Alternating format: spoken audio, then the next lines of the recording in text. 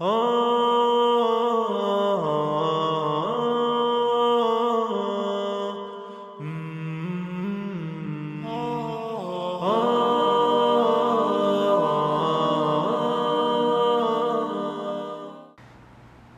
ونصلي ونسلم على رسوله الكريم وعلى آله وأصحابه ومن تبعهم بإحسان إلى يوم الدين.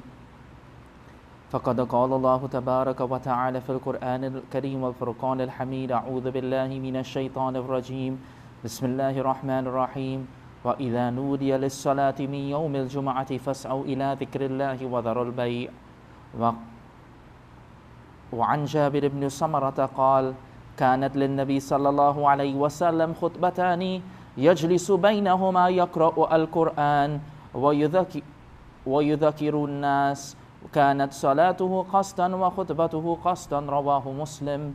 صدق الله مولانا العظيم وصدق رسوله النبي الكريم، ونحن على ذلك من الشاهدين والشاكرين، والحمد لله رب العالمين. سبحانك لا علم لنا إلا ما علمتنا إنك أنت العليم الحكيم. رب اشرح لي صدري ويسر لي أمري واحلل عقدة من لساني يفقه قولي. ربنا يسر ولا تعسر وتمم بالخير، وبك نستعين يا فتاح. ربي زدني علما. اللهم صل وسلم دائما أبدا على حبيبك خير الخلق كلهم. My dear respected brothers and sisters in Islam, we continue with the topic of the Jumu'ah prayer. We dealt with the Jumu'ah prayer, the virtues of the day of Jumu'ah. We spoke about the method of offering the Jumu'ah prayer. We spoke about the prerequisites that make the Jumu'ah prayer essential. And we also spoke about those things that would cause the Jum'ah Salah to be valid, the absence of which the Jum'ah Salah will not be valid. We spoke about the rules for the Friday Khutbah. Today we continue, inshaAllah, with different rules of the Khutbah in itself. Once all the people have gathered together, the Imam should sit on the mimbar and the Mu'adhin should call out the Adhan in front of him. Immediately after the Adhan, the Imam should stand up and deliver the Khutbah. So this is with regards to the Khutbah in itself, and this is not speaking about the first Adhan. The first Adhan, it came about at the time of Hazrat Uthman radiyallahu ta'ala anhu. And it is mentioned from Sa'ib ibn Yazid. He said, قال كان النداء يوم الجمعة أوله إذا جلس الإمام على المنبر على أهد رسول الله صلى الله عليه وسلم وأبي بكر وعمر، فلما كان عثمان وكثر الناس زاد النداء الثالثة على الزوراء، رواه البخاري. Imam Bukhari rahmatullahi alayhi has narrated this tradition that at the time of the Rasul sallallahu alayhi wasallam, there was one adhan for the day of Jumu'ah. Which is the adhan? That is the adhan that we mentioned initially in the kitab, where it mentions that when the people gathers on the day of Jumu'ah, then the mu'adhin, after the imam has sat on the mimbar, the mu'adhin will call out the adhan in front of him. And this was the first adhan mentioned by Sa'ib ibn Yazid that was there at the time of the Rasul sallallahu alayhi wasallam. And that was also at the time of Abu Bakr and also at the time of Umar. But when it came in the time of Hazrat Uthman radiyallahu ta'ala anhu, more and more people started to come into Islam. And Hazrat Uthman radiyallahu ta'ala anhu, he increased the third adhan at Zawra. And he allowed someone to go on a house, on top of a house, and call the adhan, so that people would leave off their trade and their businesses and so on, And this Hazrat Uthman radiallahu ta'ala anhu did because people, they started to become occupied. And if he did not implement that, then people would have missed the Jumu'ah, because there was only one adhan. There was only one adhan. Now, my dear respected brothers and sisters, the question is, how is it Hazrat Uthman radiallahu ta'ala anhu did something? Some people ask the question, well, and then they try to negate the adhan that is being mentioned here. But this is in compliance with our deen and our sharia. Why? Nabi alayhi salatu wassalam mentioned, alaykum bis sunnati wa sunnati al-khulafa'i rashidin al-mahdiyin, aw kama qala sallallahu alayhi wa sallam. He said, upon you is the adhan of, upon you is the sunnah, my sunnah, and the sunnah of the khulafa'i rashidin. So, therefore, this adhan that Hazrat Uthman radiallahu ta'ala anhu introduced after the demise of the Rasul sallallahu alayhi wasallam is not considered to be a bid'ah or an innovation, because it was from amongst his ijtihad, and there was the ijma of the Sahaba. After Hazrat Uthman radiallahu ta'ala anhu did that, the Sahabas who were there, big Sahabas, the Sahabas who could have made ijtihad, the other Sahabas, no one negated it. And that is how, when we look throughout the world, there are two adhan. In Haramain Sharifain, in Makkah and Medina, there are two adhan. Wherever we go, there are two adhan for Yawm al-Jum'ah, and that is something that has come down. Also, Allama Shatibi rahmatullahi alayhi in al-I'tisam, he has mentioned that any action from the Khulafa Rashidun cannot be considered as bid'ah. They will only act according to the Quran and the Sunnah.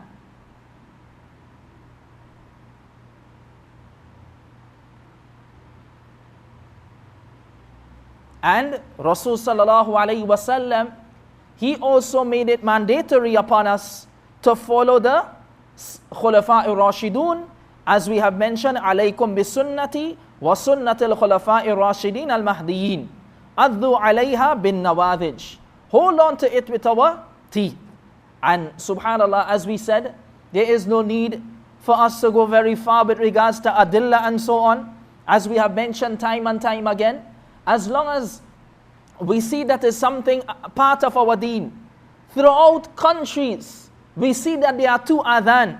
It was not there at the time of Rasul sallallahu alayhi wasallam, but it became implemented at the time of Hazrat Uthman radiyallahu ta'ala anhu, just as how Hazrat Umar radiyallahu ta'ala anhu implemented Taraweeh Salah behind one Imam with 20 rakats. It's not that he introduced 20 rakats. What he introduced was everyone, rather than having little scattered groups performing the Taraweeh Salah, everyone should come under one Imam, as is in Haramain Sharifain, as throughout the entire world. And alhamdulillah, we also do it. Likewise, Hazrat Uthman radiyallahu ta'ala anhu, he called out this extra adhan because people started to become more and more occupied in businesses. As a matter of fact, Nabi alayhi salatu wassalam, he mentioned to the Sahabas about wealth. And he mentioned to them that he was worried about the types of wealth and the types of competition for wealth.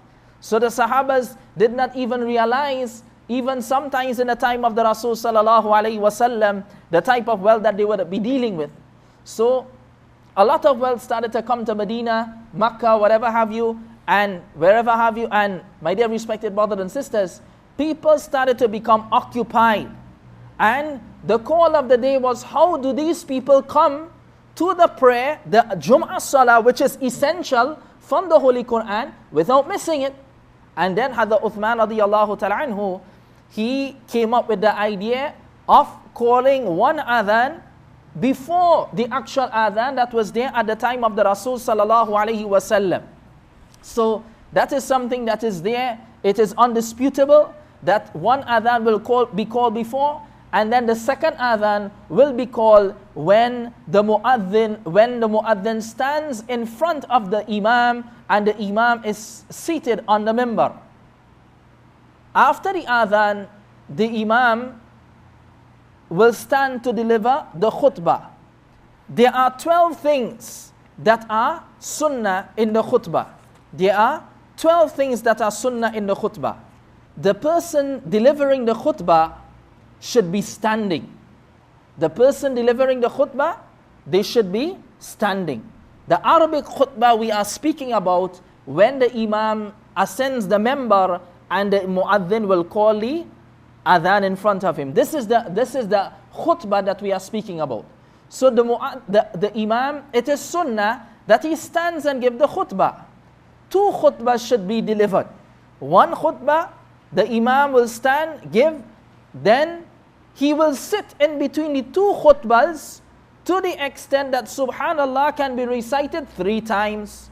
Then he will stand again and give the other khutbah. So these are all sunnah. These are all sunnah. The imam, whilst giving the khutbah, he should also be free from hadathul akbar and hadathul asghar. The imam should not be giving khutbah and he is in a state whereby he needs ghusl or he needs wudu. It is best, it is sunnah that a person who is giving the khutbah be free from impurities. So much so, Mufti Taqi rahmatullahi alayhi, he mentions that to give the khutbah without wudu is makruh, and according to Imam Abu Yusuf rahmatullahi alayhi, to give the khutbah without wudu is not permissible. Sitting and delivering the khutbah will be considered as makruh also. This has been narrated in the book of Alamgiriya and Bahr al-Ra'iq.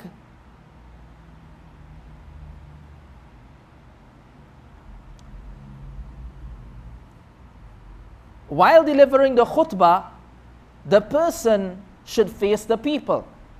And this is what is the norm. But we are describing those things that are sunnah. It is not essential. It is sunnah. It is more rewarding. So the person should not face the qibla at the time of giving khutbah. The person should face the community, the people who are in front of him. It is also sunnah to recite A'udhu billahi minash shaitanir rajim silently before he commences with the khutbah.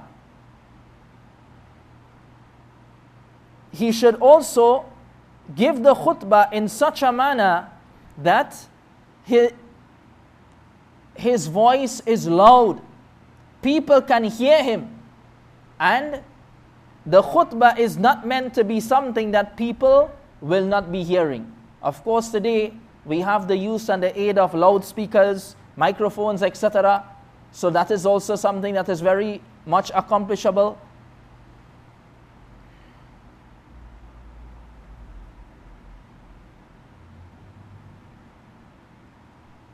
So much so, Mufti Taqi rahmatullahi alayhi says that if a person were to recite the khutbah silently, even though the fard will be fulfilled, yet still there will be dislike.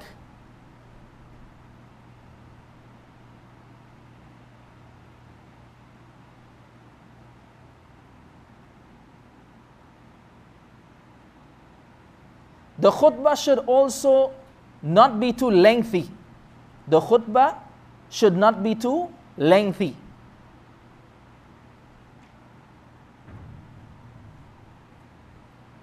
And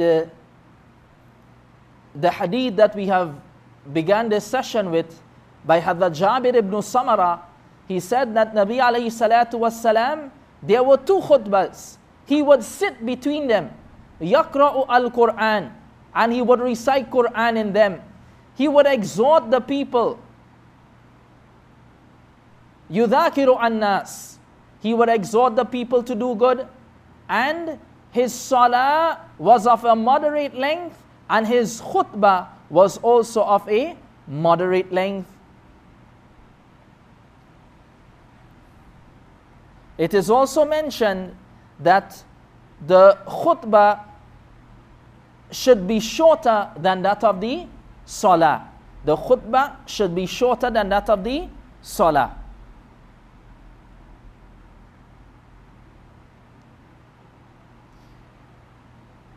To deliver the khutbah from the mimbar is also masnoon.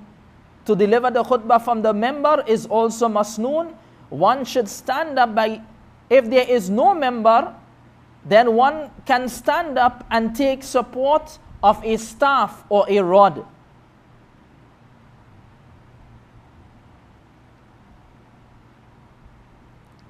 The khutbah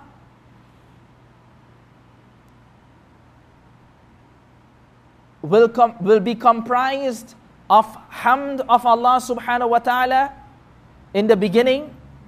Then one will praise Almighty Allah subhanahu wa ta'ala.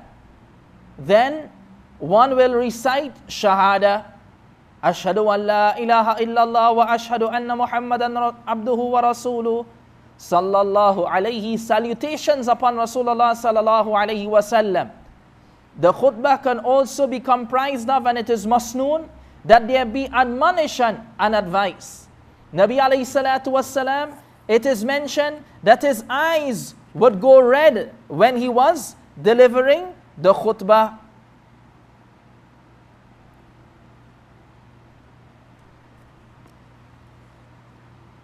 It is mentioned about Rasulullah sallallahu alayhi wasallam from Hazrat Jabir radiyallahu ta'ala anhu, when Nabi alayhi salatu wasallam gave the khutbah, his two eyes became red, his voice became louder, washtadda ghadabahu, his anger became intense, and it is as though he was warning, he was issuing a warning against an imminent attack from an army. And he would say, Sabbahakum wa masakum, in the morning and in the evening, in the morning and in the evening this enemy will attack. وَيَقُولُ بُعِثْتُ وَأَنَا وَالسَّاعَةُ كَهَاتَيْنِ. He would say, I have been sent, I and the last hour like this. وَيَقْرُنُ بَيْنَ إِسْمَعِيهِ. And he would draw the middle finger, as-sababa wal-wusta, as-sababa wal-wusta together.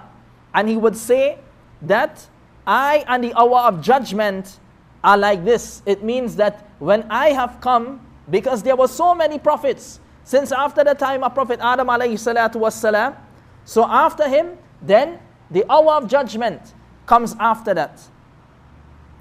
Rawahu Muslim. This is a tradition reported by Imam Muslim. And also there's a tradition that shows us the length of the khutbah. Nabi alayhi salatu wassalam, from Hadrat Ammar, he said, Sami'tu Rasulullah sallallahu alayhi wasallam yaqul. I heard Nabi alayhi salatu wassalam saying, Inna tula salati rajuli wa qisara khutbatihi ma'innatun min fiqhihi fa'atilu as-salah waqsur al-khutbah wa inna min al-bayani sihran, rawahu Muslim. Nabi alayhi salatu wassalam said the length of a man's prayer and the shortness of his sermon is the sign of deep understanding of his religion. So make your prayer long and your sermon short, as we have mentioned about that previously. And the ahadith of Nabi alayhi salatu wasalam makes us know what Rasulullah sallallahu alayhi wasallam would recite when he was giving the khutbah. He was heard saying, وَنَادَوْا يَا مَالِكُ لِيَقْضِي عَلَيْنَا رَبُّكَ.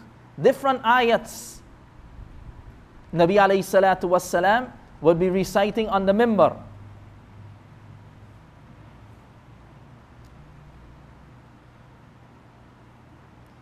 So one will also recite verses of the Quran in the khutbah. So the khutbah, there will be admonition and advice. As we see, Nabi alayhi salatu wasalam warned the people. He warned them, like in the morning or in the evening, an army is going to attack. So he warned them. This is what he did in the khutbah. He recited Quran in the khutbah. These things are also sunnah. To make supplications for the Muslims. In the second khutbah is also masnoon. And to make dua in the second khutbah, this is also masnoon.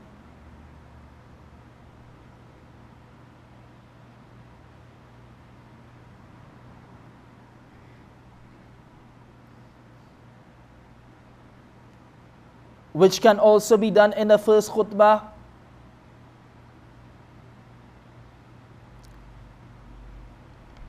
In the second khutbah,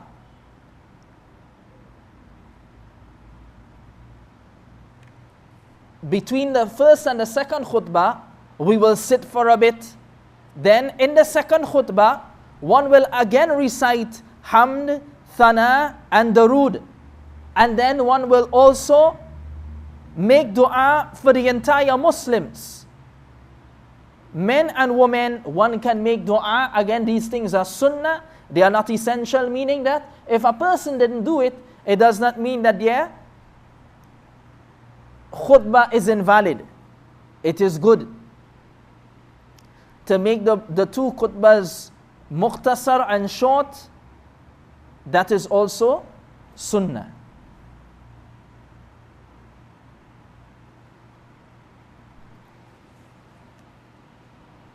The two Arabic khutbahs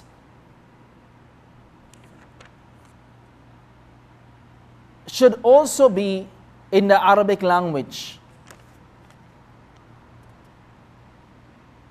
And there are many scholars who are of the opinion that to recite the khutbah in any other language other than the Arabic is also considered to be an innovation, and it is something that is not good. There are scholars who are of the opinion that is permissible, and one can recite other than the Arabic language on the minbar, according to other scholars also.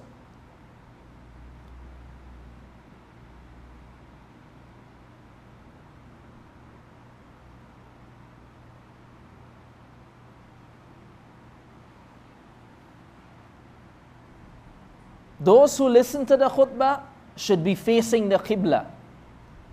When the khutbah is being recited, it is now essential to listen to the khutbah. Whether it is the khutbah of nikah, whether it is the khutbah of Eid, whether it is the khutbah of Jumu'ah, we should sit and listen attentively.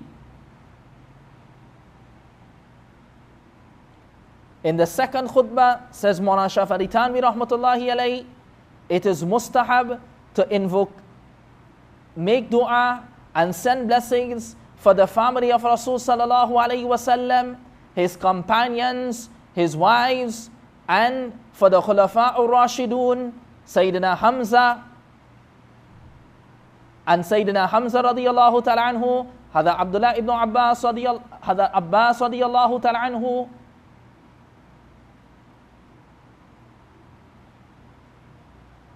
Once the Imam stands to give the khutbah, it is makruhun tahriman to offer any other salah or to speak with each other. However, it is permissible for the sahib al-tartib to offer his qadha salah at that time. In fact, it is wajib for him to offer his qadha salah as long as the Imam does not complete his khutbah. All these things will be prohibited.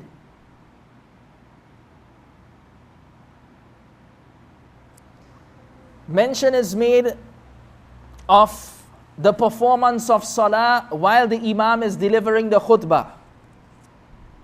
There are traditions, my dear respected brothers and elders, with regards to Nabi alayhi salatu wassalam commanding an individual to perform 2 rakats at the time when Nabi alayhi salatu wassalam was giving the khutbah.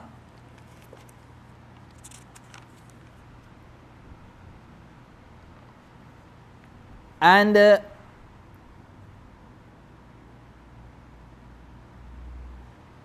some of the scholars, the Shafi scholars, the Hanabila scholars, they are of the opinion that a person, when the Imam is giving khutbah, he can stand and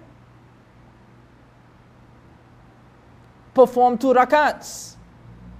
Ahnaf, however, are of the opinion that this is not permissible. The Shafi scholars and Hanabila scholars are of the opinion that these 2 rakats of Tahiyyatul Masjid is mustahab. On the contrary, you have Imam Abu Hanifa rahmatullahi alayhi, Imam Malik, and the fuqaha of Kufa, who are of the opinion in the duration of the khutbah, it's not permissible to perform any salah, whether it is Tahiyyatul Masjid.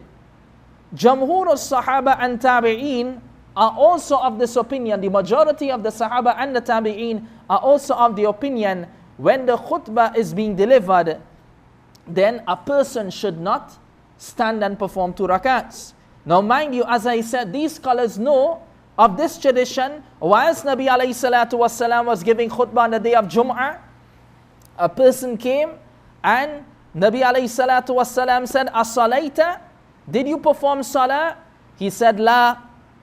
Qala faqum farka'. Nabi alayhi salatu wasalam said, stand and perform 2 rakats. Now, mind you, my dear respected brothers and sisters, there are other traditions of Rasulullah sallallahu alaihi wasallam which gives an indication and ayats of the Holy Quran that Imam Abu Hanifa, Imam Malik and other scholars have used to show that it is not permissible to perform these 2 rakats while the Imam is giving khutbah. For example, firstly, the ayat of the Holy Quran, وَإِذَا قُرِئَ الْقُرْآنِ فَاسْتَمِعُوا لَهُ وَأَنْصِتُوا. And in the when the Quran is being recited, then be silent.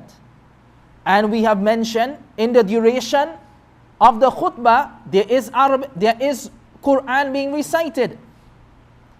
The Shawafi scholars are of the opinion that this is an exception to the Jumu'ah Salah.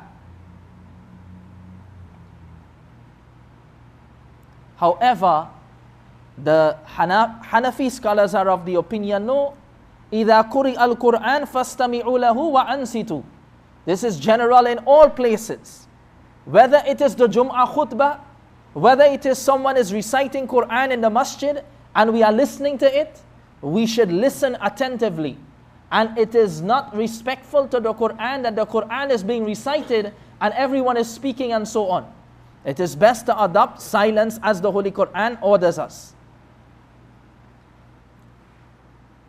There's another hadith found in the kitab of Imam Tirmidhi rahmatullahi alayhi. Nabi alayhi salatu wassalam said, Man qala yawm al-jum'ah wal imamu yakhtub ansit faqad lagha. Whosoever says on the day of Jum'ah, whilst the imam is giving khutbah, he turns to someone and he says, be quiet. Nabi alayhi salatu wassalam said, faqad lagha. He has wasted his Jum'ah. His Jum'ah has gone in vain. Now, when we understand this tradition of Rasulullah sallallahu alayhi wasallam, if Amr bil Ma'ruf has been forbidden at this time, although at times Amr bil Ma'ruf can be fard, and Tahiyyatul Masjid is mustahab, then if this is something mustahab and that was something Amr bil Ma'ruf can be fard, then it is essential to a greater extent than leaving off. We already have to leave off that which can be essential. So therefore, leaving off that which is mustahab is also desired or preferred, as we can say, if we understand what has been mentioned. stopping someone from doing wrong. While the Imam is delivering the khutbah, no one should speak. But Nabi alayhi salatu wasalam said, even then, you try to do amr bil ma'roof. No, not at that time. Listen. Then, to perform 2 rakats, which is not fard, to a greater extent should be left off. If amr bil ma'roof should be left off, that is what is being mentioned here.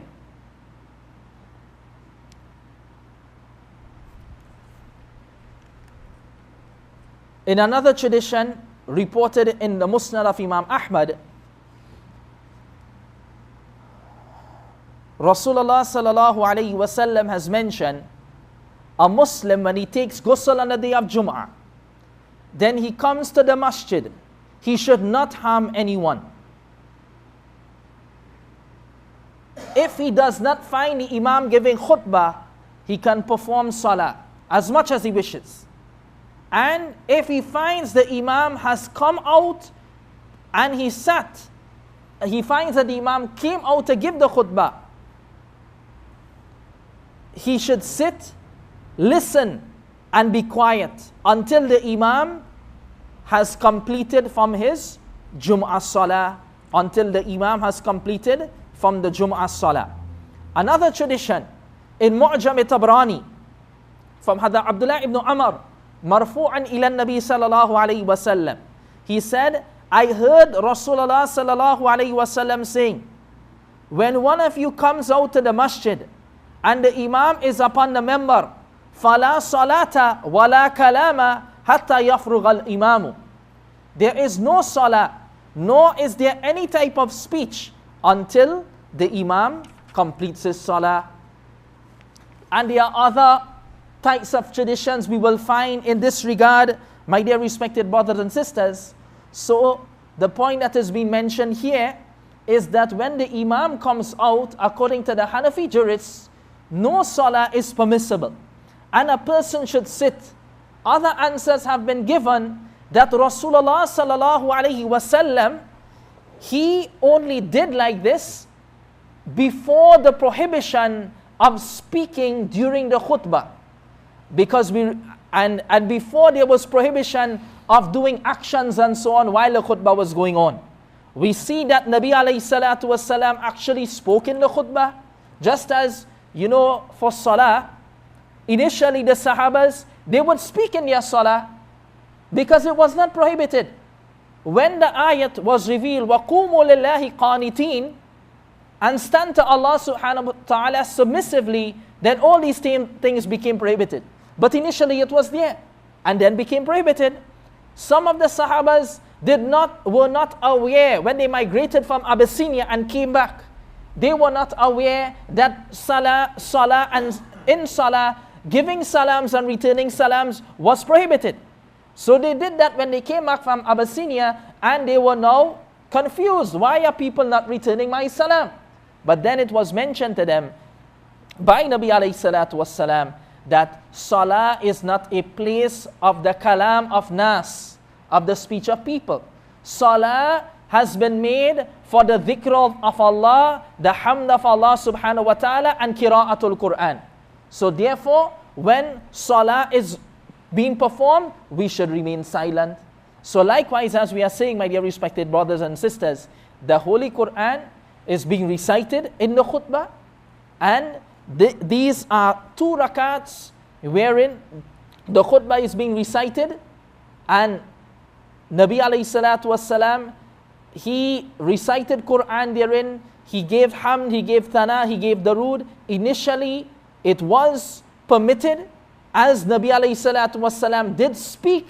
He told the Sahabi, he asked the Sahabi, did you perform 2 rakats? He said no. Nabi alayhi salatu wasalam then said, faraka'.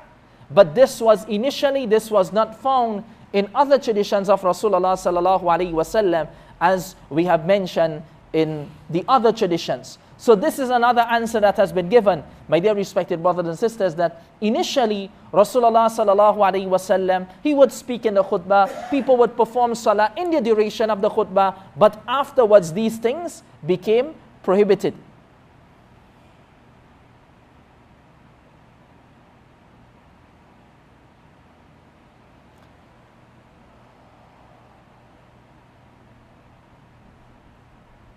it was mentioned here in Bahishti Ziwar that it is makruh tahriman for a person to perform any salah or speak to any individual when the imam is upon the member and he's delivering the khutbah. But it's permissible for sahib al-tartib to offer his qadha salah at that time. In fact, it is wajib for him to offer his salah. As long as the imam does not complete the khutbah, all things will be prohibited. What has been mentioned here, we dealt with this in the topic of qadha salah. Sahib al-tartib is a person who has never missed more than 6 salah in their life, but they have made up for it. And if any salah has come and they did not perform the salah of the previous timing, they must perform the salah of the previous time, then the salah of that actual time. So what happens is, my dear respected brothers and elders, Maulana Shafari Tanmi rahmatullahi alayhi is saying, though we are saying and stating it is not permissible to perform sunnah salah or tahiyyatul wudu, mustahab salah, tahiyyatul masjid, mustahab salah, when the imam is giving the khutbah. But there is an exception. If a person is sahib al-tartib and then they realize, I did not perform my fajr prayer, and now the khutbah is being delivered, he can go one side, inshallah, he can go aside, go somewhere else, perform his 2 rakats, and then sit and listen to the khutbah. And this is the exception that is given. Why? Because for sahib al-tartib, as long as time remains for that salah, he cannot perform the salah of the time. He has to perform the missed salah firstly, then the salah of the time. We are just mentioning this briefly, inshallah. Anyone who has any questions, they can refer it to the ulama. We explained this in detail when we were dealing with qadha salah. So it is prohibited while the imam is delivering his khutbah to speak, to perform salah according to the Hanafi jurists. Once the khutbah commences, it is wajib for all those present to listen to the khutbah, whether they are sitting close to the imam or whether they are sitting far away from him. Some people, they sit in the back of the masjid and they are speaking, probably because the imam cannot see them. Khutbah and listening to the khutbah, my dear respected brothers and sisters, this is something whereby إِذَا نُودِيَ لِلصَّلَاةِ مِنْ يَوْمِ الْجُمْعَةِ فَاسْعَوْا إِلَى ذِكْرِ اللَّهِ. Hasten towards the dhikr of Allah subhanahu wa ta'ala. And we have to hasten towards the dhikr of Allah, listen to the khutbah that is being delivered, and we cannot speak. So it does not make any difference whether the imam is seeing us or not. Everyone in the majma, even if the amplifier goes, the people in the back cannot hear the imam. As long as the imam is mounted on the member and he is delivering the khutbah, it is not permissible to speak. It is also makruhun tahriman to do those things that will distract one from listening. Thus, eating, drinking, talking, walking, making salam, answering salam, doing tasbih, doing some other thing, even teaching someone something, at that time will be prohibited as long as the khutbah is being delivered. The one who is delivering the khutbah, he can give some advice on a ruling of the Sharia. He can give some advice on the ruling of the Sharia. So, whilst the khutbah is being delivered, a person should not be doing anything, cutting the nails, reading a book, whatever have you. That is a time for devotion, it is a time for insat and istima', silence and listening attentively to the khutbah, even though we cannot hear it. If the khutbah commences while one is offering one salah, it is better to complete it. If it is sunnatun mu'akkada, if the khutbah commences while one is offering one salah, it is better to complete the salah if the salah is sunnatun mu'akkada, like the 4 rakats of sunnah before the Jumu'ah prayer. if it is nafil salah, one should make salam after 2 rakats. If it's just optional salah a person was performing, they should give salams after 2 rakats. But if it is sunnatan mu'akkada, they can quickly complete the salah insha'Allah. It is makruhun tahriman for the muqtadis as well as the imam to raise their hands and make supplications in between the 2 khutbahs when the imam is sitting, according to Maulana Ashraf Ali Thanwi rahmatullahi alayhi.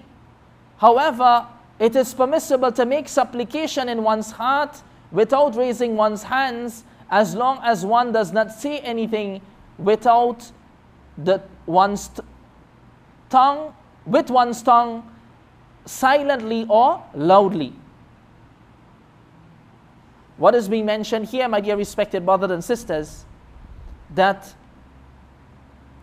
while the imam is giving the khutbah, he should not raise his hands and make dua. Likewise,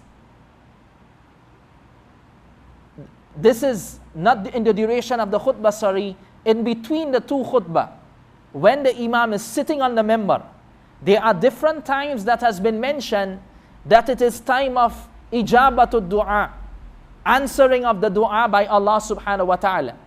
And according to some of the scholars, it can be between the time the imam is sitting between these 2 khutbahs. However, what has been mentioned here, the imam should not raise his hands in between these 2 khutbahs, because Nabi alayhi salatu wasalam didn't do it. It's not reported from him. And also, the people who are following the muqtadi should not raise their hands in between these 2 khutbah. As a matter of fact, they should not recite any dua with their tongue, but they can recite dua, as we said, in our minds, in our hearts, without the moving of the tongue. It is permissible to deliver the khutbah while looking into a book.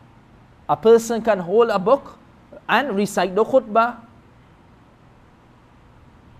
And when the name of Rasul sallallahu alaihi wasallam is being mentioned in the duration of the khutbah, it is permissible not for the muqtadis to recite the root in their heart, in our minds, not by our tongues or by our mouths.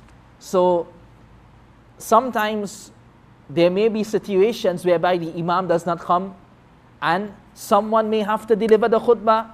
They may not know. Alhamdulillah, thumma alhamdulillah, by means of khutbah books, they have gathered many khutbahs. We can open a khutbah book, we can recite the khutbah in the Arabic language inshallah, or we can from the internet pull down an Arabic khutbah and we can recite an Arabic khutbah, looking into a kitab, reading from the people. There is no harm in that. And finally we mentioned that if the name of Rasulullah sallallahu alaihi wasallam is mentioned, we should not recite his name whilst, we should not send darood whilst we are hearing the khutbah. We can say it in our minds. Just as when the Quran is being recited, Muhammadur Rasulullah walladhina amanu ma'ahu ashidda'i alal kuffar ruhama'u bainahum.